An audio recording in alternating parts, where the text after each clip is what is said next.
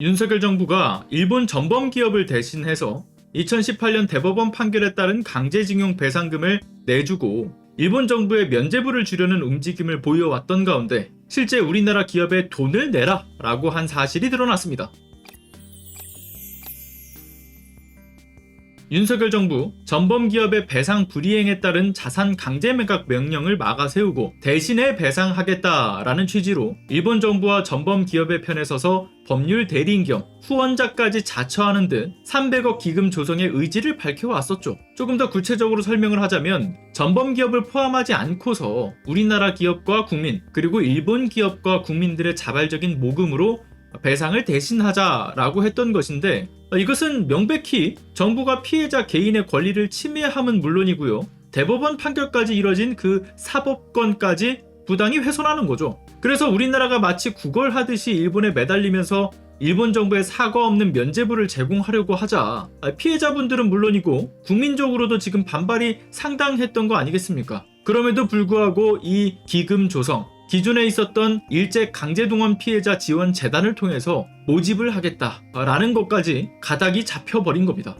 강제동원 판결을 위해 수십 년간 쌓아왔던 피해자분들을 지원하기 위해서 설립된 재단과 피해자분들이 싸우게 만드는 정말 끔찍한 일이 벌어지게 된 거죠. 아니나 다를까 재단이 최근에 정관까지 개정을 해서 이 재단의 역할에다가 피해자에게 배상할 수 있다라는 내용까지 추가했다라는 것이고요. 그리고 12월인 이달 재단은 포스코에다가 과거에 너희 기업이 한일 청구권 협정을 통해서 수혜를 입었으니까 강제징용 피해자 도와라. 그러면서 40억의 기금을 낼 것을 요청했다라는 것이 드러난 겁니다. 정부가 앞장서서 전범의 역사를 눈감아주기 위해서 본격적으로 손발을 걷어붙이고 나선 건데 지금까지 일본 정부와 물밑에서 비공개로 관련된 내용에 대해서 의견을 조율하고 있다라고 하더니 결국은 나라를 팔아먹는 것에 준하는 결론을 내리게 된 것이죠. 이러한 윤석열 정부의 퇴행적 인권의식과 역사의식에 정말 혀를 내두를 정도입니다. 그리고 포스코에다가 한일 청구권 협정의 수혜를 언급하면서 40억 원을 토해내라 라고 하는 것, 이 자체가 일본 정부가 우리나라에 대해서 한일 청구권 협정에 따라 개인의 청구권 역시도 소멸되었다라고 주장을 하면서 우리나라 대법원 판결을 인정할 수 없다라고 나섰던 것을 윤석열 정부가 사실상 인정하는 꼴이 되는 거 아니겠습니까? 그리고 윤석열 정부에 속한 뉴라이트계 고위 공직자들, 이를테면 박보균 문체부 장관, 윤덕민 주일 한국대사, 이들 역시도 개인의 청구권 역시 소멸되었으니 한일 기업이 자발적으로 기금을 조성해야 된다. 일본과 전범 기업의 손을 벌려서는 안 된다. 라고 하는 것을 끊임없이 과거부터 논문과 칼럼들을 통해서 꾸준히 언급해왔던 이들 아닙니까? 이런 매국노들을 불러들여 앉힌 것부터가 이미 예상했던 결과죠. 그리고 아주 당연한 이야기라 여러분들도 아시겠지만 이들이 주장하고 있는 한일 청구권 협정은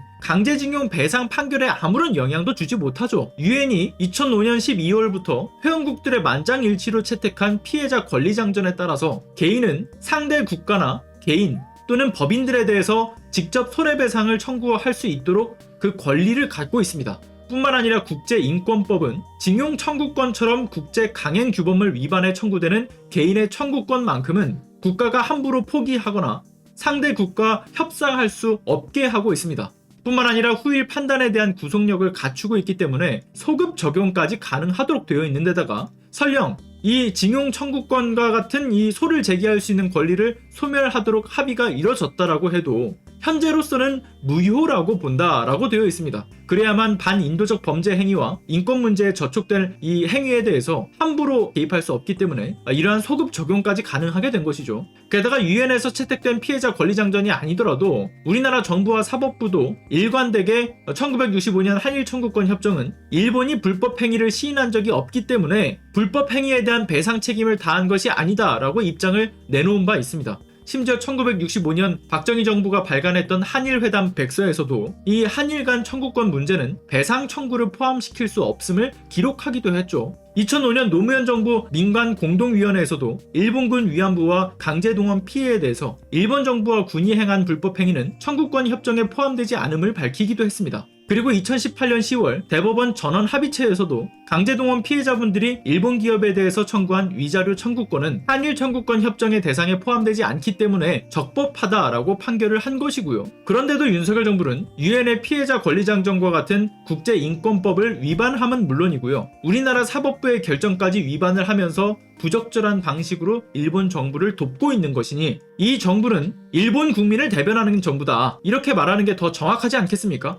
일본이 최근까지 배상 문제는 한국이 알아서 해결해라 라면서 이 지시에 가까운 주장을 펼쳐왔던 것을 윤석열 정부가 그대로 수용하는 굴욕적인 결정을 아무렇지 않게 내린 모습만 봐도 딱 나라를 팔아먹는 친일 매국노 행세를 하고 있다. 이렇게 볼 수 있지 않겠습니까? 그리고 요즘 계속해서 제가 윤석열을 탄핵할 수 있는 요건에 대해서 말씀드리고 있는데 이번 역시도 마찬가지입니다. 헌법 10조 국가는 개인이 가지는 불가침의 기본적 인권을 확인하고 이를 보장할 의무를 진다. 그리고 헌법 전문에는 국가와 국민의 생명과 재산을 보호해야 한다라고 하는 국가의 의무를 규정하고도 있습니다. 즉 타국에 의해 잔혹하게 유린당한 자국민의 인권조차 보호하지 못하고 이를 바로잡지 못하는 대통령, 헌법을 수호할 의지조차 없는 대통령이라고 한다면 탄핵되어야 마땅하다. 탄핵 요건에 충족된다. 저는 이렇게 판단합니다. 모든 식물의 제왕 산삼, 산양산삼으로 왔습니다.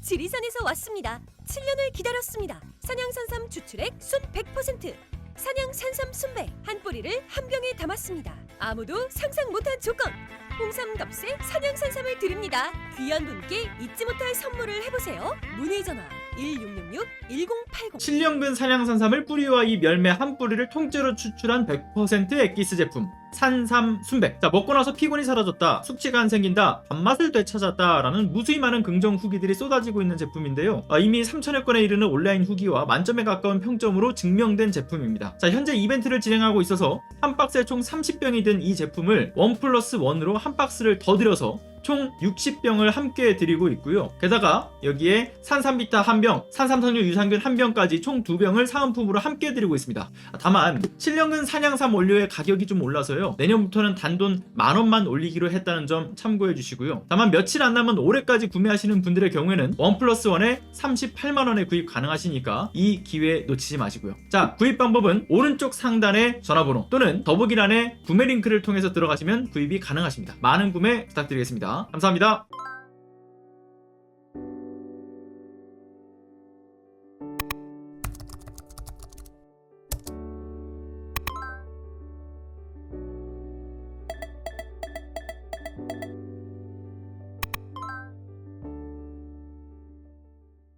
안녕하세요. 시사발전소 소장 한지입니다. 시사발전소는 진실을 찾는 민주언론으로서의 역할을 다하기 위해서 다양한 방법으로 활동을 이어나가고 있습니다.